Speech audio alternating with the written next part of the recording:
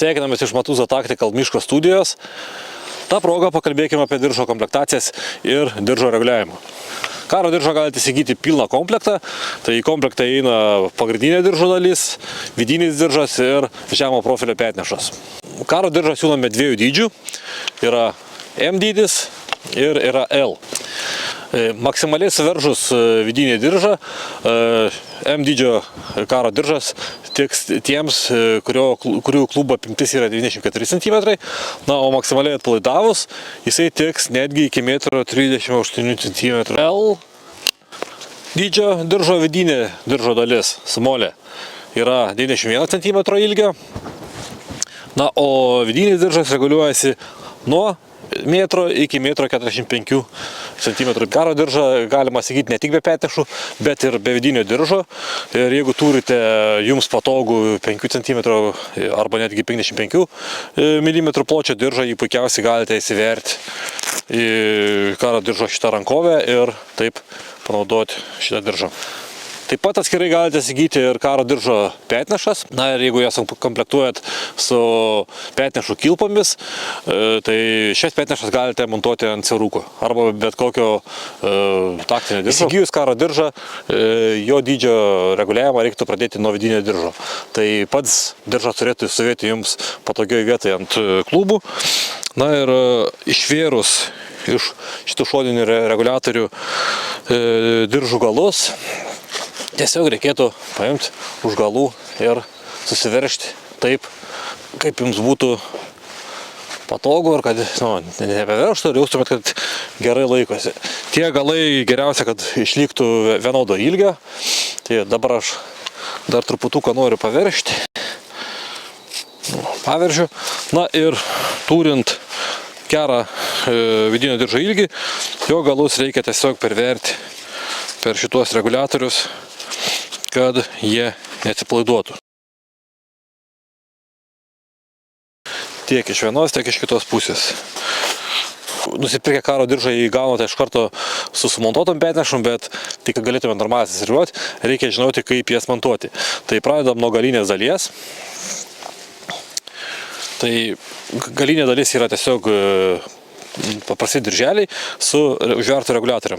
Tai šitoje vietoje rekomenduoju reguliatorius pastatyti vienodu atstumu vienas nuo kito ir maždaug tokiam aukštį, kokiam norit, kad būtų šitos nugarinės dalis. Tada perveriat laisvą dirželio galą iš vidaus per kilpą, veriate per reguliatorių ir aš rekomenduoju pritraukti reguliatorių kuo arčiau kilpos, nes jeigu paliksit jį aukščiau, jis tiesiog su laiku nuslis žemyn ir taip šitie nugarinės dalies dirželiai pailgės. Antrą kartą būtinas momentas pervėrus šitaip dirželį, jį fiksuoti iš viršaus perveriant atgal. Paliks nemažas dirželio galas, tai kaip norite, jį galite suvinioti ir tiesiog užkliuoti su izoliacinę juostą, arba aš darau taip, kad perveriu per kilputę ir jisai pasilieka diržo vidiniai pusiai. Ta patį padarom su kita pusė.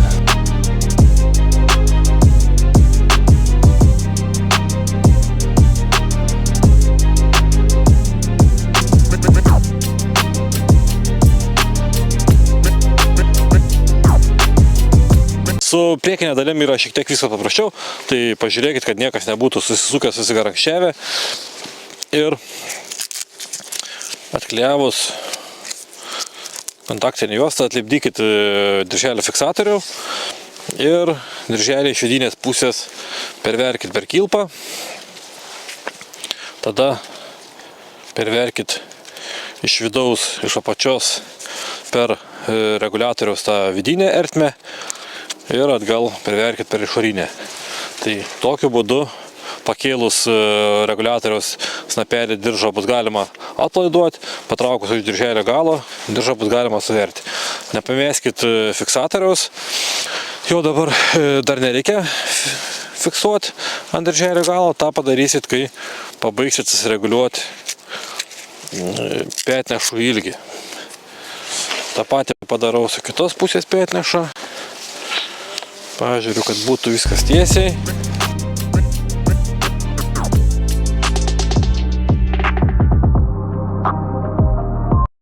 Ir petnešas susiverčiu, kad jis būtų maždaug vienodai. Petnešas reikia susireguliuoti taip, kad sujungimas petnešų, ta elastinga vieta, būtų ne kažkur prie sprando, bet maždaug kaip čia, tarp menčių. Tokiu būdu jums pasiveržus diržą, jeigu prisikrausi daugiau ant jo svorio, neatsidurs tasai sujungimas prie sprando, nepjausim kaklo. Susireguliavus petnešų dirželius, paskutinis momentas yra fiksuoti šitos laisvus dirželius. Tai ant jų galų yra prisiūta kontaktinė juosta, ant jos prilipdom kontaktinė juosta, tiek nuo minkštą sukietą fiksavimui ir tiesiog suvinioja. Ir tokiu būdu suviniotas dirželio galas netrukdys, bus fiksuota padėty.